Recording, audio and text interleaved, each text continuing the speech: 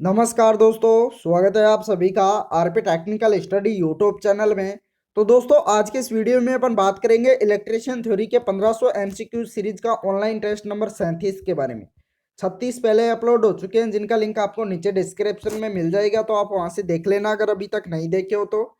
क्योंकि सभी क्वेश्चन बहुत ही इंपॉर्टेंट क्वेश्चन है, जिसमें अपन ने 1025 तक के क्वेश्चन देख लिए थे। तो आज के इस वीडियो में आगे के क्वेश्चन को देखेंगे। तो चलिए शुरू करते हैं। शुरू करने से पहले वीडियो को लाइक कर दीजिए और अपने दोस्तों को भी शेयर कर दीजिए। तो चलिए शुरू करिए। अगला क्वेश्चन दे रखा है, ताप की व्यवहारिक इकाई क्या होती है? जूल, न्यूटन, सेंटीग्रेड या कैलोरी? तो ताप होता है, उसकी व्यवहारिक इकाई क्या होती है इनमें से? तो दोस्तों, इसका राइट आंसर हो जाएगा कैलोरी होती है। करेक्ट आंसर होगा ऑप्शन नंबर डी। अगला क्वेश्चन अगला क्वेश्चन दे रखा है, किस कारण से कोई एक फेज मोटर स्टार्ट नहीं होती परंतु शोर करती है? इनमें से मुख्य कारण क्या है कि एक फेज मोटर स्टार्ट नहीं होती और परंतु शोर करती है? क्या करती है? नॉइज करती है। तो ऑप्शन ए दे रखा है गलत कनेक्शन, बी दे रखा है निम्न वोल्टेज, सी दे रखा है उच्च वोल्टेज, डी दे रखा है वाइंडिंग शॉर्ट सर्किट। तो इसका करेक्ट आंसर कौन सा होगा? तो दोस्तों, इसका राइट आंसर हो जाएगा निम्न वोल्टेज के कारण। करेक्ट आंसर होगा ऑप्शन नंबर बी। अगला क्वेश्चन अगला क्वेश्चन दे रखा है, किस तरंग का पावर फैक्टर न्यूनतम होता है? इनमें से कौन सी तरंग है जिसका पावर फैक्टर न्यूनतम होता है? वर्गाकार तरंग, आयताकार तरंग, साइन तरंग या त्रिभुजाकार तरंग? तो इनमें से कौन सी तरंग है जिसका पावर फैक्टर अर्थात शक्ति गुणांक न्यूनतम होता है, कम होता है? तो इसका राइट आंसर हो जाएगा आयताकार तरंग का। करेक्ट आंसर होगा ऑप्शन नंबर बी। अगला क्वेश्चन दोस्तों, अगला क्वेश्चन दे रखा है, एसी सर्किट में अगर रिएक्टेंस शून्य है तो पावर फैक्टर क्या होगा? एसी सर्किट में अगर रिएक्टेंस क्या है? शून्य है, जीरो है, तो पावर फैक्टर क्या होगा? ऋणात्मक, इकाई, शून्य या अनंत? तो राइट आंसर कौन सा होगा इनमें से? तो दोस्तों, अगर रिएक्टेंस शून्य है तो पावर फैक्टर क्या होगा? इकाई। करेक्ट आंसर होगा ऑप्शन नंबर बी। अगला क्वेश्चन दे रखा, निम्नलिखित में से किस तड़ित रोधक में सरज अरेस्टर के रूप में छड़ का उपयोग किया होता है? ऑप्शन ए दे रखा रोड गैप अरेस्टर, बी दे रखा हॉर्न गैप अरेस्टर, सी दे रखा थायराइड अरेस्टर, डी दे रखा ये वो भी दोनों। तो इनमें से करेक्ट आंसर कौन सा होगा? तो दोस्तों, इसका राइट आंसर हो जाएगा road gap arrester. Right answer होगा ऑप्शन नंबर ये। अगला क्वेश्चन दोस्तों, अगला क्वेश्चन दे रखा, निम्नलिखित में से किस कुचालक पदार्थ के लिए डाइलेक्ट्रिक स्ट्रेंथ के माप की जांच की जाती है? अभ्रक, चीनी मिट्टी, पैराफिन मोम या ट्रांसफार्मर तेल? तो इनमें से किस कुचालक पदार्थ के लिए डाइलेक्ट्रिक स्ट्रेंथ की माप की जांच की जाती है? फटाफट से बताओ, इसका राइट आंसर कौन सा होगा? तो दोस्तों, इसका राइट आंसर हो जाएगा option number D. Correct answer हो जाएगा ट्रांसफार्मर तेल की माप की जांच की जा सकती है। डाइलेक्ट्रिक स्ट्रेंथ के माप की जांच की जा सकती है। तो इसका राइट आंसर होगा ऑप्शन नंबर डी। अगला क्वेश्चन अगला क्वेश्चन दे रखा, किसी उप स्टेशन के लिए निम्नलिखित में से कौन सा सबसे उपयुक्त प्रकार का अर्थिंग है? इनमें से सबसे उपयुक्त प्रकार का अर्थिंग कौन सा है? पानी डालना, इलेक्ट्रोड की गहराई बढ़ाना, पाइप अर्थिंग या प्लेट क्षेत्र बढ़ाना?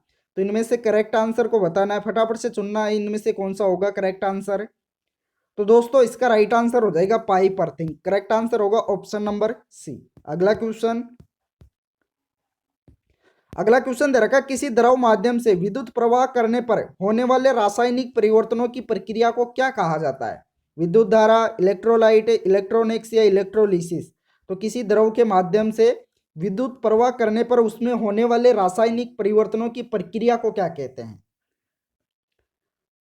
तो दोस्तों, इसका राइट आंसर हो जाएगा, उसे कहा जाता है इलेक्ट्रोलिसिस। करेक्ट आंसर होगा ऑप्शन नंबर डी। चलिए अगले क्वेश्चन का आंसर कमेंट करके बताइए क्या होगा। निम्न में से ऐसा उपकरण कौन सा है जो इलेक्ट्रिक सर्किट पूरा करने और तोड़ने के लिए प्रयोग में लिया जाता है? इनमें से ऐसा कौन सा सर्किट है जो ऐसा कौन सा उपकरण है जो विद्युत सर्किट अर्थात विद्युत परिपथ को पूरा करने और तोड़ने के लिए प्रयोग में कर लेते हैं? वितरण बोर्ड, फ्यूज, स्विच या फ्यूज तार? तो कौन सा है इनमें से? तो दोस्तों, इसका राइट आंसर हो जाएगा स्विच होता है। राइट आंसर क्या होगा? Option number C. अगला क्वेश्चन दे रखा, निम्नलिखित मोटर्स में से कौन उच्च दक्षता वाला होता है? इनमें से उच्च दक्षता वाला मोटर कौन सा है? ऑप्शन के आधार पर आपको आंसर चुनना है। ऑप्शन दे रखा है स्लिप रिंग मोटर, बी दे रखा है पॉलीफेज इंडक्शन मोटर, सी दे रखा है squirrel cage induction motor, D दे रखा है सिंक्रोनस मोटर। तो उच्च दक्षता वाला इनमें से कौन सा मोटर है? फटाफट से बताओ इसका करेक्ट आंसर कौन सा होगा। तो दोस्तों इसका राइट आंसर हो जाएगा सिंक्रोनस मोटर। करेक्ट आंसर होगा ऑप्शन नंबर डी। अगला क्वेश्चन, अगला क्वेश्चन दे रखा है किसी चुंबक की आकर्षण शक्ति अधिकतम होती है, कहाँ होती है? चुंबकीय अक्ष पर, चुंबकीय ध्रुव पर, चुंबकीय क्षेत्र पर, या बल की चुंबकीय लाइन पर। तो आकर्षण शक्ति अधिकतम कहाँ होती है चुंबक के अंदर? तो दोस्तों इसका राइट आंसर हो जाएगा option number B. Correct answer होगा चुंबकीय ध्रुव पर। करेक्ट आंसर होगा ऑप्शन नंबर बी। अगला क्वेश्चन, अगला क्वेश्चन दे रखा है इलेक्ट्रॉन का चार्ज क्या होता है? आवेश अर्थात क्या होता है? पॉजिटिव, नेगेटिव, ये व भी दोनों, या आवेश रहित। तो कैसा होता है?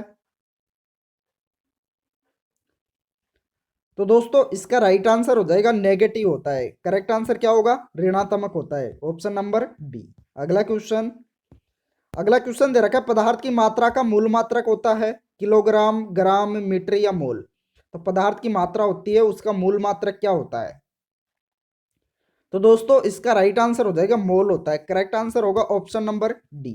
अगला क्वेश्चन, दोस्तों अगला क्वेश्चन दे रखा विशिष्ट प्रतिरोध निर्भर करता है, किस पर करता है? स्पेसिफिक रेजिस्टेंस होता है प्रतिरोधकता, वह किस पर निर्भर करता है? पदार्थ के आकार पर है, पदार्थ के तापमान पर है, पदार्थ की प्रकृति पर, या उपरोक्त सभी पर है। तो किस पर निर्भर करता है? इसका राइट आंसर हो जाएगा पदार्थ की प्रकृति पर। करेक्ट आंसर होगा ऑप्शन नंबर सी। अगला क्वेश्चन, अगला क्वेश्चन दे रखा है लेड एसिड सेल में सक्रिय पदार्थ कौन सा है? एक्टिव पदार्थ बताना है। ऑप्शन ए दे रखा तनुगंधक का अम्ल, लेड पेरोक्साइड, स्पंजी लेड, या उपरोक्त सभी। तो सीसा संचायक सेल होता है उसमें सक्रिय पदार्थ कौन सा है इनमें से? तो दोस्तों इसका राइट आंसर हो जाएगा उपरोक्त सभी। तनुगंधक का अम्ल भी, लेड पेरोक्साइड भी, व स्पंजी लेड, ये तीनों ही क्या है? सक्रिय पदार्थ है सीसा संचायक सेल में। तो इसका राइट आंसर हो जाएगा ऑप्शन नंबर डी। अगला क्वेश्चन दे रखा है डिपोलराइजर्स के रूप में काम में लिया जाता है क्रोमिक एसिड, गंधक अम्ल, निकल, या एल्यूमिनियम। तो डिपोलराइजर्स के रूप में क्या काम में लिया जाता है?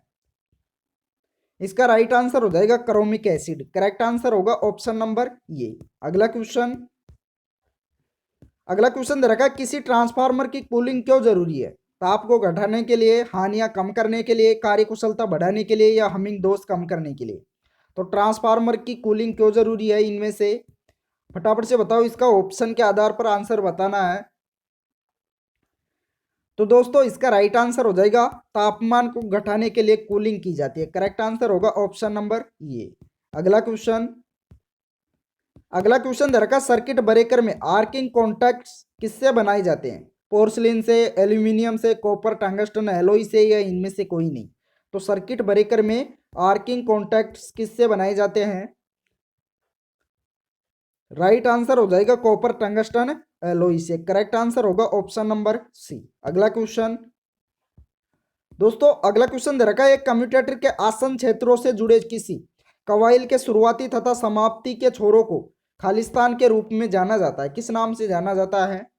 प्रोग्रेसिव वाइंडिंग, रेट्रोग्रेसिव वाइंडिंग, लेप वाइंडिंग, या वेव वाइंडिंग।